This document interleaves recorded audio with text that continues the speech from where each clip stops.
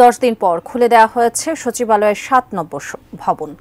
কাজ শুরু হয়েছে নিচতলা থেকে 5ম তলা পর্যন্ত বিভিন্ন মন্ত্রণালয়ে। তবে আগুনে পুড়ে যাওয়া 6ষ্ঠ থেকে 9ম তলা এখনো বন্ধই আছে।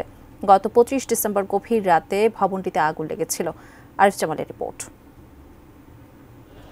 সচিবালয়ের 7 নম্বর ভবনে আংশিক কার্যক্রম শুরু হয়েছে।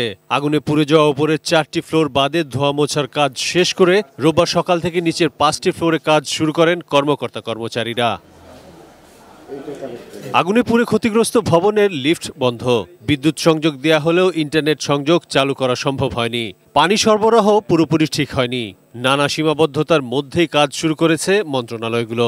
যেখানে পারতেছি বসে আমরা কাজ করার চেষ্টা করতেছি আর কি। নেটের সংযোগ নেই, ওই পিডব্লিউডির লোক এসে লাইনগুলো কেটে দিয়ে গেছে। আমরা বৃহস্পতিবার যখন দেখেছি তখন তো কাদা দেখে গেছি, আর আজকে আমরা এখন দেখছি যে একদম পরিষ্কার। আমাদের কার্যক্রম কিন্তু কখনোই থেমে যায়নি, চলছিল এবং এই সময়টায় আমাদেরকে আরো বেশি কাজ করতে হয়েছে। সকালে আগুনে পুড়ে যাওয়া ভবনটি পরিদর্শনে এসে গৃহায়ন ও গণপূর্ত সচিব মোহাম্মদ হামিদুর রহমান খান জানান, আগুনে পুড়ে যাওয়া ফ্লোরগুলোতে কাজ শুরু হতে 10 থেকে 12 দিনের বেশি সময় লাগতে পারে। আজকে আমরা এটা কমপ্লিট করে দিচ্ছি, তাকে অফিস করতে পারবে, আর উপরেরটা আমরা শুরু করব কাজ।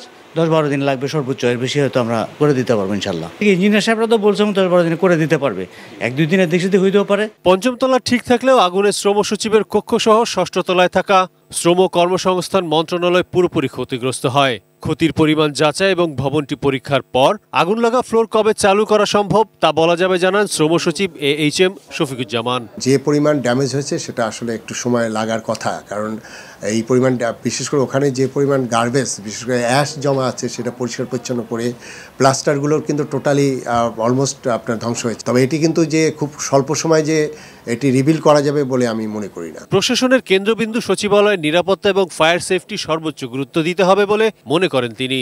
যেখান থেকে দেশ পরিচালনা হয় সেখানে আমি মনে করি যে এটাকে সিকিউরিটি এবং ফায়ার সেফটির দিক থেকে হাইয়েস্ট পর্যায়ে আসলে মেজার নেওয়া উচিত বলে আমি মনে করি, এবং এটা আমাদের জন্য একটা লার্নিং। গত 25 ডিসেম্বর গভীর রাতে আগুন লেগে সচিবালয়ের 7 নম্বর ভবনের 6ষ্ঠ থেকে 9ম তলা পর্যন্ত 4টি ফ্লোরের ব্যাপক ক্ষতি হয়। Arif Jamal, ATN news, Dhaka.